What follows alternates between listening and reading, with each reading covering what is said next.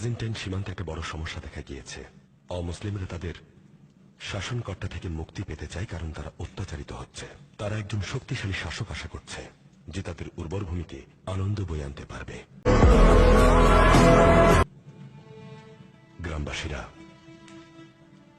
খুবই খারাপ অবস্থায় আছে, আর মানুষজন তাদের বিশ্বাস হারিয়ে ফেলছে। দস্যুরা ন্যায় বিচার প্রতিষ্ঠিত না হওয়ায় পালিয়ে রেহাই পেয়ে যাচ্ছে। যাযাবর তুর্কিরা বেঁচে থাকবার জন্য সংগ্রাম করছে। যারা তাদের সাহায্য করতে যাচ্ছে, তাদের উপর কোনোভাবেই আস্থা রাখতে পারছে না।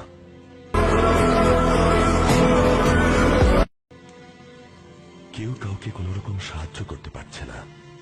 বাইজেন্টাইন আজ সব গোষ্ঠীর উপর নির্মমভাবে নির্যাতন করছে।